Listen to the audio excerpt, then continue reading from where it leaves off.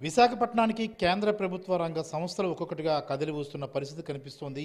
Reserve bank of India ప్రాంతీయ కార్యాలయం విశాఖపట్నంలో ఏర్పాటు చేయడానికి రంగం సిద్ధమైంది. ఆంధ్రప్రదేశ్ ప్రభుత్వం స్థలం గనక కేటాయిస్తే వెనువెంటనే ఆ కార్యాలయం ఏర్పాటు చేస్తామంటూ ఆర్బీఐ లేఖ కూడా రాసిన పరిస్థితి కనిపిస్తోంది. ఇలా ముఖ్యమైన సంస్థలు విశాఖపట్నం రావడం వల్ల ప్రయోజనం ఏంటి, విశాఖపట్నం ప్రభావం ఏ రకంగా వెళుతుందన్న అంశాలకు సంబంధించి ఛాంబర్ ఆఫ్ కామర్స్ రాష్ట్ర అధ్యక్షులు కృష్ణప్రసాద్ గారు ఉన్నారు. సార్ నమస్తే సార్. సార్, ఈ ఆర్బీఐ కార్యాలయం ప్రాంతీయ కార్యాలయం విశాఖపట్నం వస్తే కనుక ఎలాంటి ప్రయోజనం ఉంటుంది? ఈ ముఖ్యమైన సంస్థలు ఇంకా ఏవి రావాల్సి ఉన్నాయి విశాఖపట్నం సార్? అందరికీ నమస్కారం. ఈరోజు కేంద్ర ప్రభుత్వం రిజర్వ్ బ్యాంక్ ఆఫ్ ఇండియా వారు రాష్ట్ర ప్రభుత్వానికి ఒక లేఖ రాయటం జరిగింది. రాష్ట్ర ప్రభుత్వం కనుక స్థలం ఏర్పాటు చేస్తే రిజర్వ్ బ్యాంక్ ఆఫ్ ఇండియా ప్రాంతీయ కార్యాలయాన్ని విశాఖపట్నంలో పెడతామని చెప్పి, ఈ విషయం మీద రాష్ట్రం బైఫర్కేట్ అయిన తర్వాత రిజర్వ్ బ్యాంక్ ఆఫ్ ఇండియా ప్రాంతీయ కార్యాలయం హైదరాబాద్లో ఉండిపోయింది. మన రాష్ట్రానికి రిజర్వ్ బ్యాంకు కార్యాలయం లేదని చెప్పి ఆంధ్రప్రదేశ్ ఛాంబర్ వారు సంవత్సరంన్నర కిందటే రిజర్వ్ బ్యాంక్కి రిప్రజెంటేషన్ రాయటం జరిగింది. అంతేకాకుండా అది రాష్ట్ర ప్రభుత్వానికి కూడా కాపీ మార్క్ చేయటం జరిగింది. దానివల్ల అనుకోవచ్చు, లేకపోతే రీసెంట్గా మన ముఖ్యమంత్రి జగన్మోహన్ రెడ్డి గారు రాష్ట్రం యొక్క ముఖ్యపట్నం క్యాపిటల్ విశాఖపట్నానికి తరలి వస్తుంది. ఆయన కూడా విశాఖపట్నం నుంచే కార్యక్రమాలు చేస్తాను అని చెప్పటం వల్ల ఏమో ఈ రెండు ఒకేసారి కోఇన్సిడెంట్ అవటం విశాఖవాసులకి సంభ్రమాశ్చర్యాల్లో గురి చేసింది విశాఖవాసులందరినీ. ఎందుకనంటే క్యాపిటల్ రావటం, అంతేకాకుండా రిజర్వ్ బ్యాంక్ అంటే మన దేశానికే ఫైనాన్షియల్ సపోర్టు, ఏ రకమైన నిర్ణయం తీసుకోవాలన్నా సరే ఫైనాన్షియల్గా రిజర్వ్ బ్యాంక్ ఆఫ్ ఇండియా తీసుకుంటుంది. అలాంటి పెద్దన్న కింద ట్రీట్ చేస్తే అలాంటి కార్యాలయం విశాఖపట్నం రావటం, అలాగే క్యాపిటల్ కూడా విశాఖపట్నం తరలి రావటం అన్నది విశాఖ ప్రజలందరికీ ఎంతో సంతోషం కలిగించింది. అంతేకాకుండా రాష్ట్ర ప్రభుత్వం కూడా ఇదే టైంలో ఈ కార్యాలయాలన్నీ కూడా విశాఖపట్నం తరలి రావటం విశాఖపట్నానికి డెఫినెట్గా ఎంతో ఫ్యూచర్ ఉన్నట్టుగా కనిపిస్తుంది. ముఖ్యంగా ముఖ్యమంత్రి గారు ఈ రకమైన నిర్ణయం తీసుకోవటం, అది సడన్గా అనౌన్స్ చేయటం అన్నది విశాఖ ప్రజలందరూ కొంచెం ఆశ్చర్యంలోనే. మా ఛాంబర్ కూడా ఈ విషయం మీద చూసి విశాఖపట్నం ఎప్పుడు కూడా మన స్టేట్ ఆఫ్ ఆంధ్రప్రదేశ్ బైఫర్కేట్ అయిన తర్వాత Visakhapatnam is the financial capital of Andhra Pradesh. అలాంటి ఫైనాన్షియల్ క్యాపిటల్లో ఎకనామిక్ యాక్టివిటీస్ ఎక్కువ ఉన్న ప్లేస్లో నార్మల్గా రిజర్వ్ బ్యాంక్ కూడా ఎకనామిక్ యాక్టివిటీస్ ఎక్కువ ఉన్న ప్లేసులని సెలెక్ట్ చేసుకుంటుంది. సో అదే రకంగా ఆడు కూడా విశాఖపట్నాన్ని సెలెక్ట్ చేసుకుని ఉంటారని చెప్పి మేము కూడా భావిస్తున్నాం.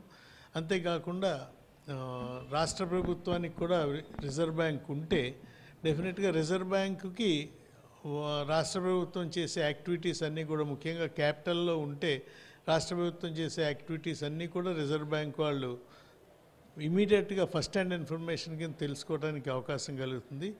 ఇది డైరెక్ట్ బెనిఫిట్ కంటే కూడా ఇండైరెక్ట్ బెనిఫిట్స్ చాలా ఉంటాయి దీనివల్ల. అందులో రిజర్వ్ బ్యాంక్ మన దగ్గర పక్కనే ఉందంటే మన అందరికీ కూడా ఎంతో సపోర్ట్ కింద భావించవచ్చు దాని రిజర్వ్ బ్యాంక్ని. కాబట్టి ఈ యొక్క నిర్ణయం చాలా మంచి నిర్ణయం. Visakhapatnam already fastest development city in the country. దానికి ఈ నిర్ణయం కూడా ఎంతో తోడ్పాటై మరింత ప్రగతి పదంలో విశాఖపట్నం ప్రయాణించడానికి ఈ నిర్ణయం ఎంతో ఉపయోగపడుతుంది.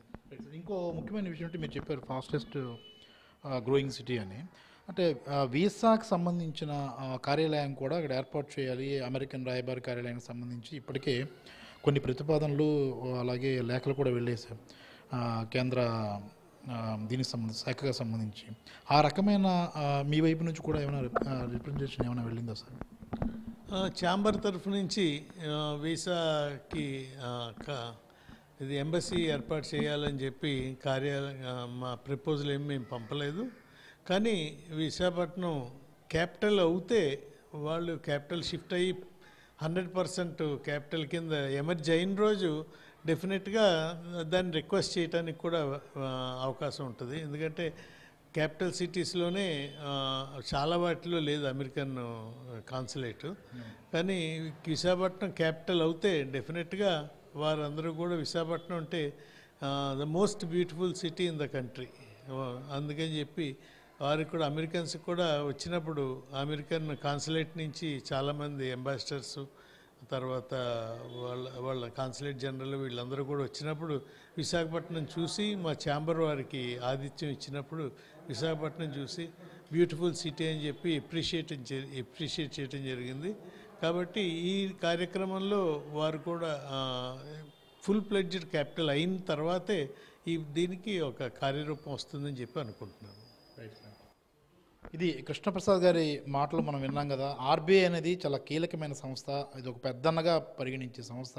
అలాంటి సంస్థ విశాఖపట్నంలో ఏర్పాటైతే ఇప్పటికే ఆర్థిక రాజధానిగా గుర్తింపు పొందిన నేపథ్యంలో, క్యాపిటల్గా మారుతున్న నేపథ్యంలో, ముఖ్యమంత్రి కూడా ఇదే నగరంలో నివసించబోయే నేపథ్యంలో ఆర్బీఐ కనుక ఏర్పాటు చేస్తే ప్రభుత్వం చేసే కార్యక్రమాలు, సంక్షేమ కార్యక్రమాలు, ఆ ఫలాలు ఎంతగా ప్రజలకు చేరుతున్నాయి, అవి ఎంత నేరుగా వాళ్ళ చేతుల్లోకి వెళుతున్నాయి అన్న ఇలాంటి ఎన్నో అంశాలు స్వయంగా తెలుసుకునే వీలుంటుందనే అభిప్రాయాన్ని కృష్ణప్రసాద్ గారు వ్యక్తం చేస్తున్నారు.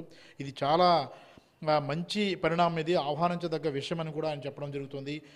రెండు అంశాలు, ఒకటి ఆర్బీఐ ఇక్కడ రావాలన్న నిర్ణయం తీసుకోవడం అనేది ఒక ముఖ్యమైన విషయం అయితే, ముఖ్యమంత్రి స్వయంగా విశాఖపట్నం వస్తామన్న నిర్ణయాన్ని ప్రకటించడం కూడా చాలా మంచి విషయంగా ఛాంబర్ ఆఫ్ కామర్స్ అనేది భావిస్తూ వస్తుంది. మరోవైపు ఒక ముఖ్యమైనది అయితే ఉంది, ఒక లోటు అయితే ఉంది. అటు ఉత్తరాంధ్ర, ఒడిషా చుట్టుపక్కల రాష్ట్రాలకు సంబంధించి ఏదైతే వీసా అంటే అమెరికా రాయబారి కార్యాలయం ఒకటి ఏర్పాటు చేయాలన్న ప్రతిపాదన ఎప్పటి నుంచో ఉంది, ఆ డిమాండ్ కూడా ఉంది. ఇప్పటికే కేంద్ర పరిధిలో ఈ అంశం అనేది ఒకటి ప్రస్తావనలో ఉంది. విశాఖపట్నం క్యాపిటల్ అయితే ఖచ్చితంగా ఇది ఒక బ్యూటిఫుల్ సిటీ కాబట్టి అమెరికన్లు కూడా ఇక్కడికి వచ్చేందుకు సిద్ధంగా ఉన్నారు. అమెరికా రాయబారి కార్యాలయం ఏర్పడితే మనం ఇక్కడే వీసాకు సంబంధించిన అన్ని కార్యకలాపాలు జరిగే అవకాశం ఉంటుందన్న అభిప్రాయం కూడా ఉంది. ఇది కూడా కార్యరూపం దాల్చాలని కోరుకుందాం. కెమెరామెన్ మూర్తితో ప్రసాద్, ఐడ్రీ మీడియా, విశాఖపట్నం.